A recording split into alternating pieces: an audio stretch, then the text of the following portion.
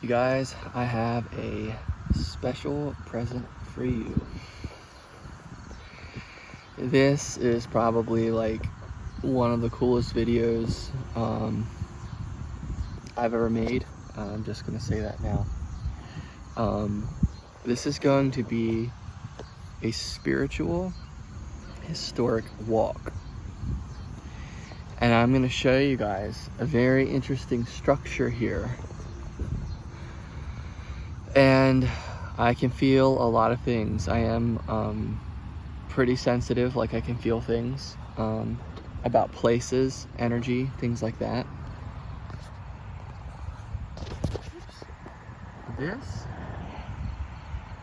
This is hole in the wall, which is immediately hilarious. This is Route 50, the main highway. This is Manadeer Road, I think, named after one of the reverends at this church from back in the day. I feel very unusual, almost uneasy since getting here. I walked inside there just a few minutes ago, checked things out, got my initial feelings, and let me tell you, there is a lot of, I don't know if it's spiritual activity, but there's a lot of something going on here. I'm not trying to say there's a whole bunch of bad stuff or anything like that. I'm just saying that I feel a thickness, a very strong thickness in my chest now. And I have felt things since getting here that are very unusual. And so we're gonna do a little bit of a walkthrough. We're gonna do a walkthrough up here. And I'm gonna show you what I'm talking about. And maybe, depending on how sensitive you are, maybe you'll be able to sense what I am sensing through the video. I mean, you're seeing things as I'm seeing them here, because this is energy. There is energy here, and I can see it and feel it, things like that. But anyway, I'm just gonna kind of talk to you guys and guide you through what I'm experiencing and what I am witnessing here, and see what you think. There's this little mailbox here for information. It's empty though. I checked it out already. And of course there's a graveyard here, and there are some really old gravestones. There's some more of the graveyard there. I think that's the newer side. But I want to describe to you and show you guys what I experience coming here. And right off the bat, I don't know if you can tell, but this is a little bit of an uphill. It's a bit of an uphill walk here. This church, I think, was built in the 1600s, late 1600s and early 1700s. It was destroyed in the 1800s at some point. But one of the first things I noticed, and noticed the first time I was walking up here, it's a little better now. Honestly, I can feel it's a little bit better now. But the first time I walked up here, I felt tired. I felt like, oh my gosh, this is a long uphill walk. And I wonder why. I mean, yes, it's a little downhill. It is actually quite steep. Considering, I mean, it's on a hill. I guess it's considerably steep. Not really steep. It's just like, it's definitely uphill, is all I'm saying. It's definitely uphill. But I felt this drudgery feeling of like, maybe what so many people have experienced coming here, of, oh my gosh, here we go again, let's do this, let's get here, we gotta come in here, okay, I guess we gotta come in here now. A drudgery type of feeling. So this church, there's nothing left of it really except for one wall and a doorway. And immediately the wind starts blowing as soon as I put my hand on this. We're about to go in through this doorway, and I'll show you even more. I feel even more. There's more wind blowing now. It's almost trying to resist me coming inside here. And I'll tell you, this is for the reason why I made this video, because I was having such extreme feelings, basically, of being here, from being here.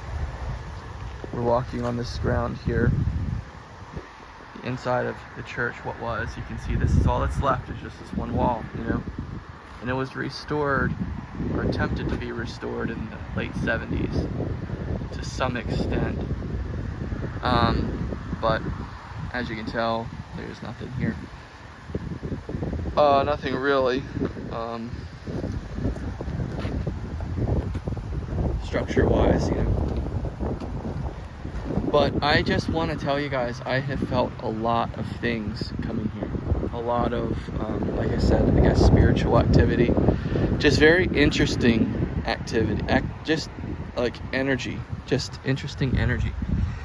And this is, look at this thing.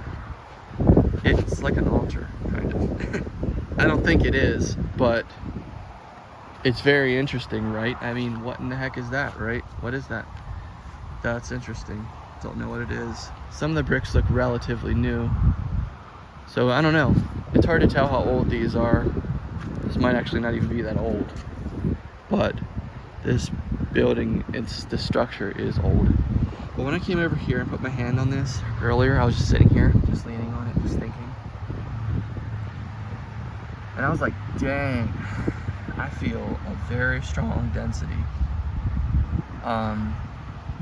And being someone that works in, someone that does, let's say like Reiki kind of work and stuff like that, where like I help things to, this is gonna sound weird, probably new agey, but like I help things to breathe. It's what I do. It's what I try to do. I don't, you know, it's not a full-time job or anything, but it's something that I do. Like I help. I try to dispel dense energy by letting it breathe, letting it move. And because dense energy doesn't really feel good. If you walk into a house and there's lots of life and energy, and you know, things are, it just feels good in there. It feels fresh, it feels clear, it feels open. That's the way it's supposed to feel. When it feels dead, humdrum, and like stagnant, and just like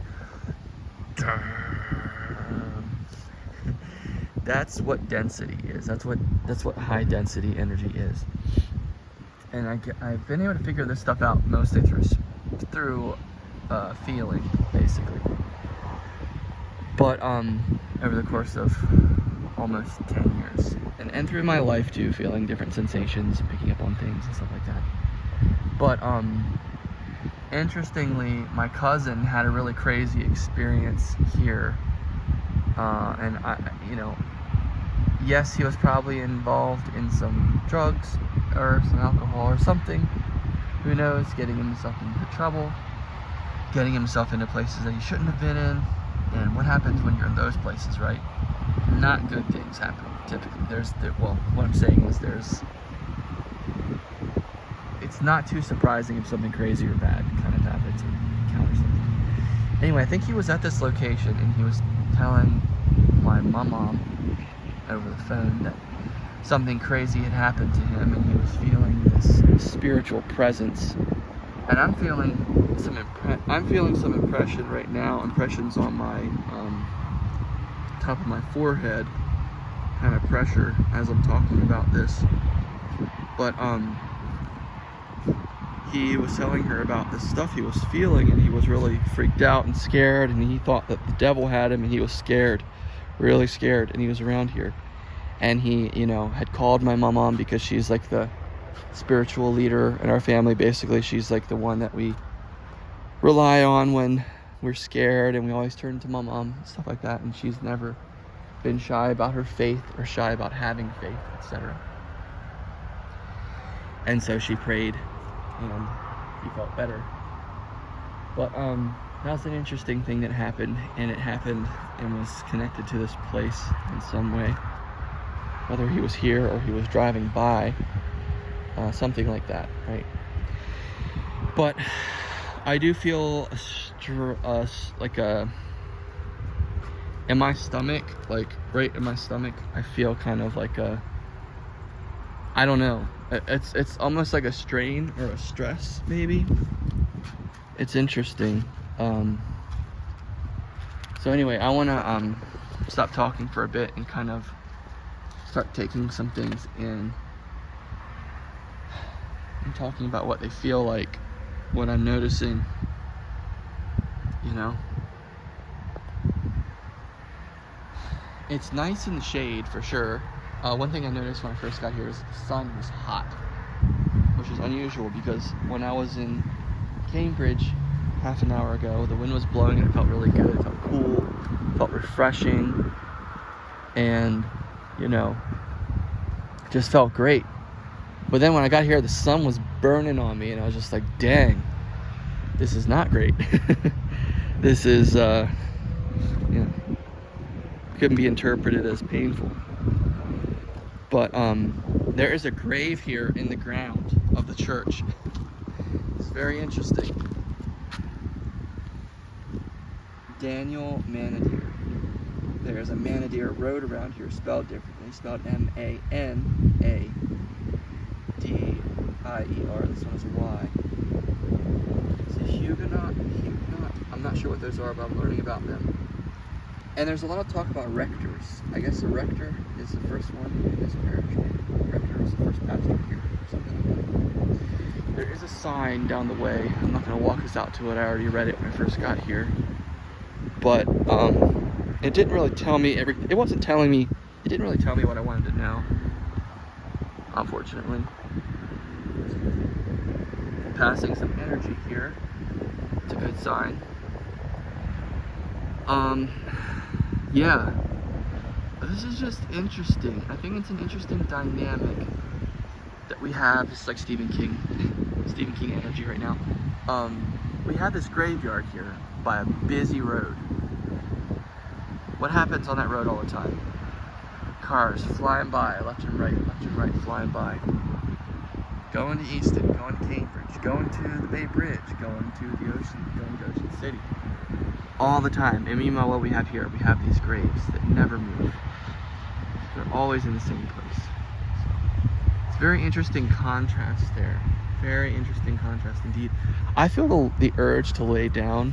I'm going to lay down over here and kind of out of sight in this area here because I don't want anyone driving by to think I'm up to something fishy or that I'm doing drugs or something like that, because I'm definitely not. And nor do I do those things.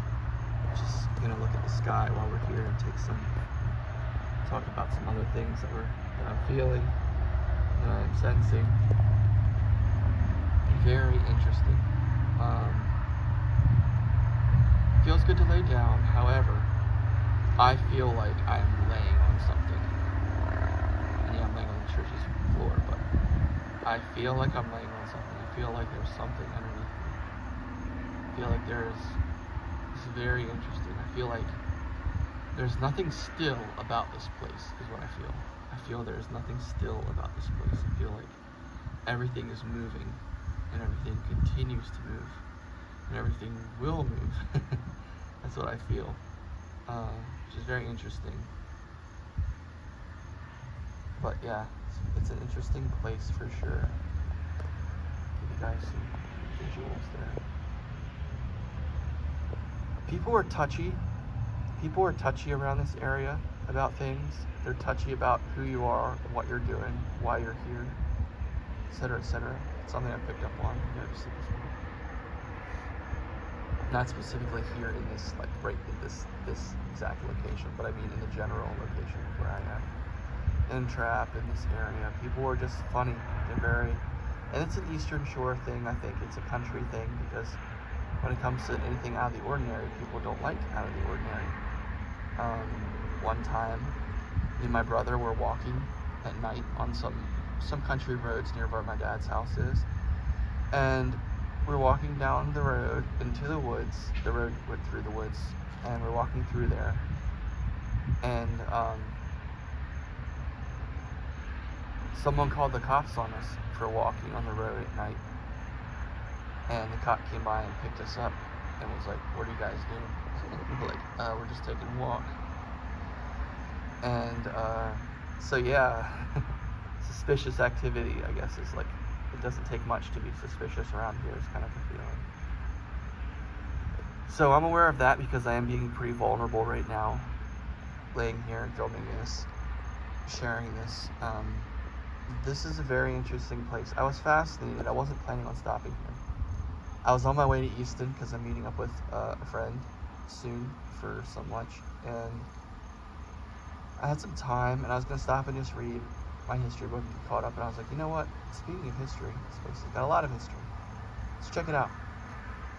So that's why I stopped and wanted to check it out. And I've stopped here before. I've been here before. Me and my brother checked this out and explored it in a different way when we were immature.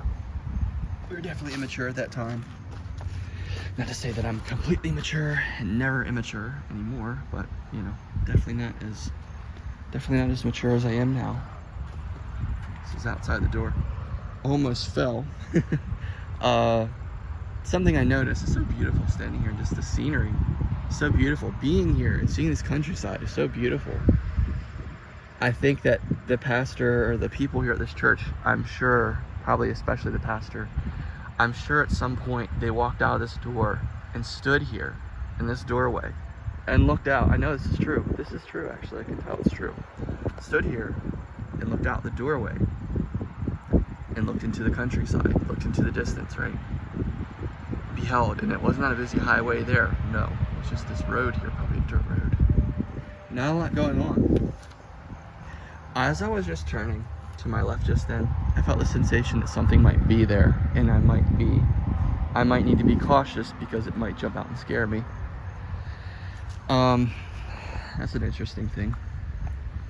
So we'll take a little walk over here, get a different perspective on the building, and look at this interesting old gravestone thing. Okay, it's got a lot of writing on it, so it's gonna be interesting. In memory of M. James Ryan something, no? Ryan, it's hard to see. Who departed this life September 17th. Oh wow, okay. This is a long time ago. September 17th, 1707, age 39 years. Wow, okay. That's old. This is a short life. I mean, this grave is old. For sure. Just a couple older ones, some more other older ones over here. Get some bugs biting on my ankles. That's pretty hard to read. I'm not gonna try to figure that out. This one's not so old, but it actually is. That is actually old. The stone itself does not look old, but it is actually old. Boom. Okay, we got some old gravestones by this tree. Now that's an old gravestone from what I can tell. The shape, you know, the shape of it is old. Just interesting. And you know what? The thing is, here's the thing. So,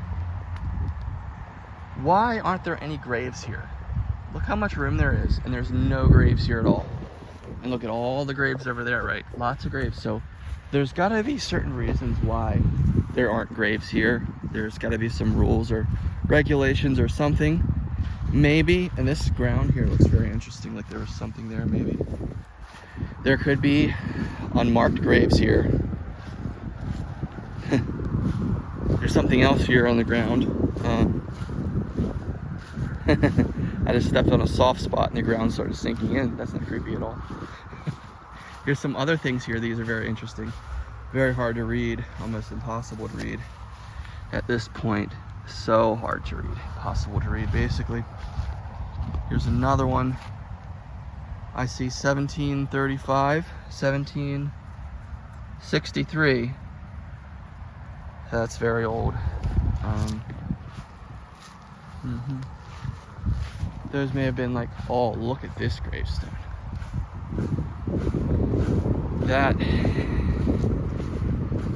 This is a gravestone, if I've ever seen it. This is an amazing gravestone.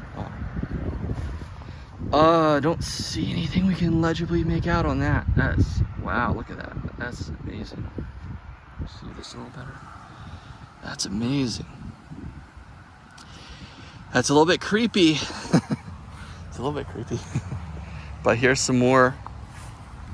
Look, these are all grown over, basically. So hard to read. So hard to read what they say. Look at these. These over here, these are the old graves. That one's broken. This one's really old too. Man, wish there was a way to make out what they say a little better. There's gotta be a method. Soft holes in the ground. Thomas James Bullitt. Interesting. November 1840. Thomas Bullitt, S. Bullitt, departed this life December 11th, 1821. He was only 23. He may have been killed in the war. Bet he was. Interesting. So, a lot of these feelings could have been coming from just the fact that this is a graveyard. Still, that sun is starting to beat down a little bit, and the breeze has stopped. Anyway, I'm not going to get too tripped out by things. So, here we go. In memory, I haven't been looking at the screen while I've been filming this whole time. I've just been walking around, you know. Okay, very interesting. Below this plaque lies the grave of Robert Morris Sr., buried 1850, an ironmonger in Liverpool, England, before he immigrated to Oxford, Maryland, where he became a successful merchant and agent. An agent. I wonder what that means. An agent. Mr. Morris accumulated a fortune that he bequeathed to his son Robert Morris, January 20, 1734 to May 7, 1806, the financier of the American Revolution. The financier? Sounds pretty huge. Okay, here we go. The financier of the American Revolution and a signer of the Declaration of Independence. A grateful nation remembers. That's really awesome. Sorry, bro, I've been standing on your grave. Okay. This is okay, well, was it? That's the same thing here. Memory of Robert Morris, a native of Liverpool in Great Britain, late a merchant at Oxford in this province. Punctual integrity influenced his dealings. Principles of honor governed his actions. With an uncommon degree of sincerity, he despised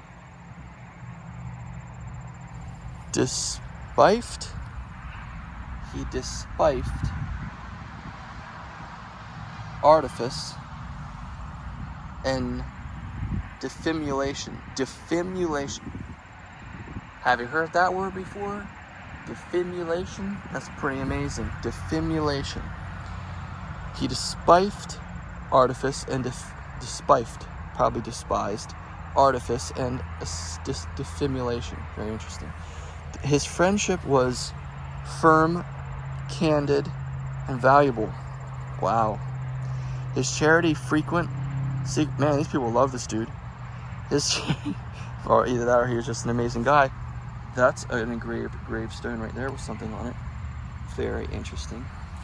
Illegible, but very interesting. This is a very historic site. This is crazy. There's all this stuff here. And like, what the heck? Like, are we going to take care of it? I know they cut the grass here, but this history is just going to fade away. It's documented though. His charity frequent, secret, and well adapted. Wow, cool. His zeal for the public good, public spelled with a CH at the end. His zeal for the public good, active and useful. His it's not an S, it's an F. Hospitality. They must have spelled this wrong. Or maybe that's just how they spoke. His hospitality was enhanced by his convertation.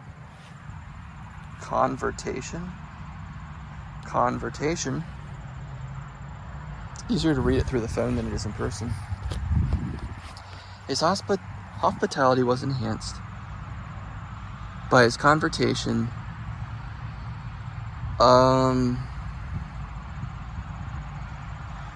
Seafeigned?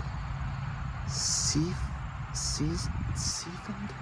That's interesting. That's really interesting. What the heck does that say? Seafeigned with cheerful wit and a sound judgment. A salute from the cannon of a ship. The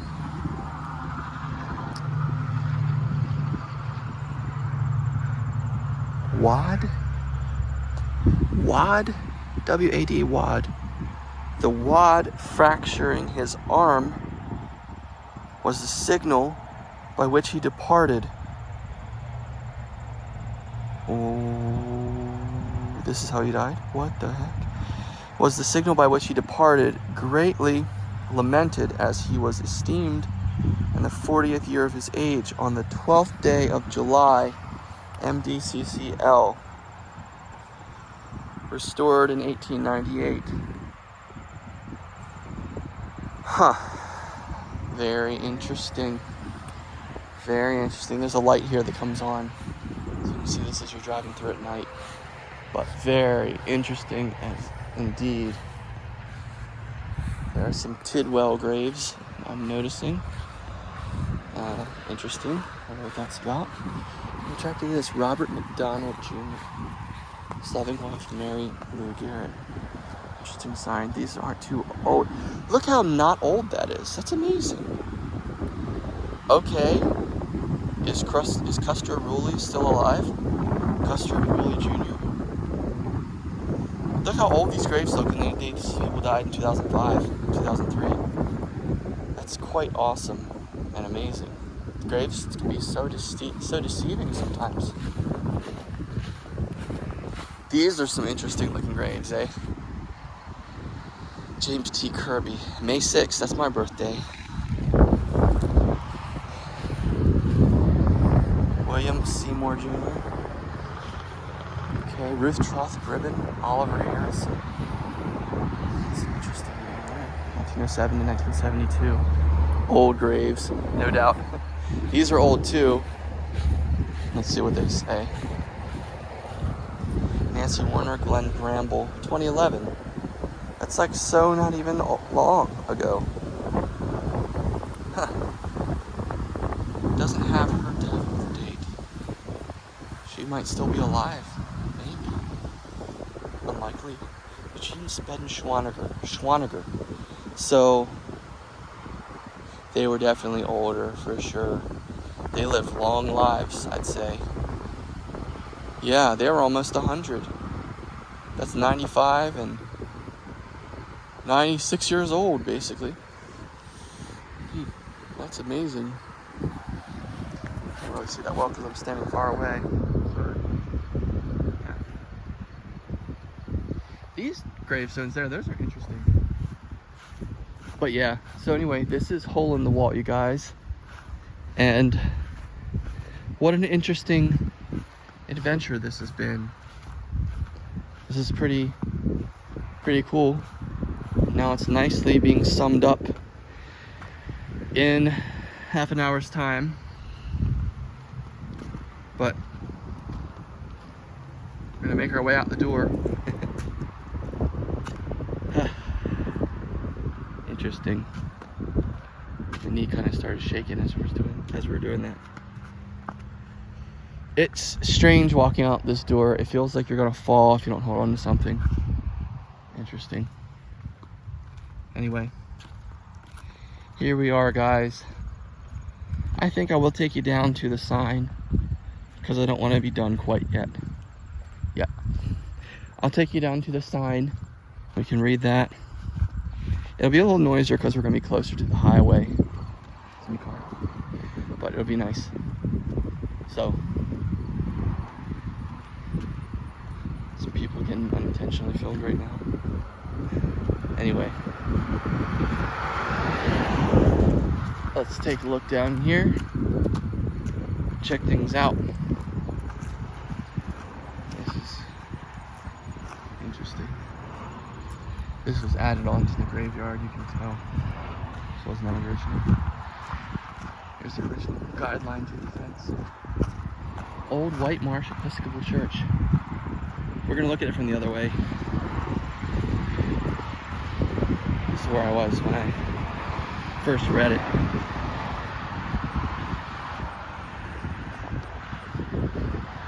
Alright. Old White Marsh Episcopal Church.